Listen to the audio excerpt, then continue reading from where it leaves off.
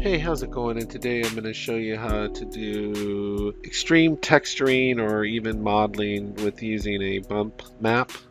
So to start this isn't the perfect model, but we're just going to grab a sphere out of geometry here and just pop it into the scene. We'll go into the surface editor and we're going to turn on smoothing. Now I'm going to go into the edit node graph, and where all this stuff is you've actually got to come into the bump layer down here, and if you click on this, it'll give you access to procedurals that you can't get through your 2D textures or your 3D textures. So you go to procedural and it'll give you like Coriolis is one. That's a fun one. And then you just plug it into the bump map like that. And if we got to be in BPR, you'll see right away the texturing that it adds. That's why I call it extreme texturing or almost modeling, because it'd be hard to model in this kind of texturing. Yeah, I mean you could, but I don't know exactly how you would do something like that involved. And if we come back in here, let's see, go into the edit node graph. Let me minimize this.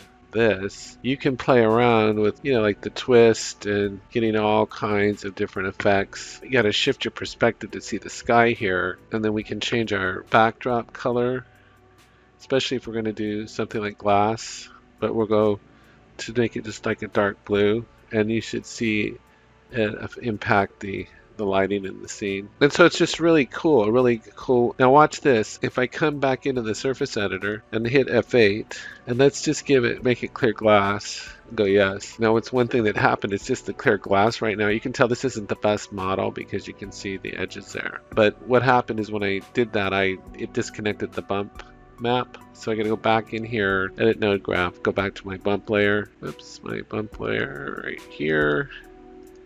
And let's go procedural. Let's do cyclone just for something a little different. And we'll put the bump into bump and see what we got here. Cool. I mean, if you play around with the colors, I think you could create almost even like a water world, but it could also be some sort of glass ball as well. It's just a lot of applications. Down here it really looks very watery to me.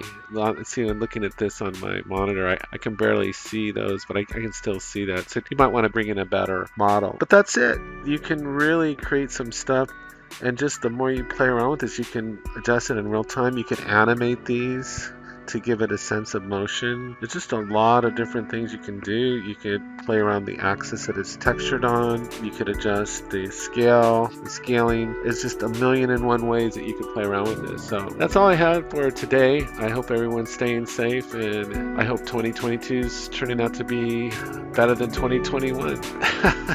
Take care, and I'll talk to you later.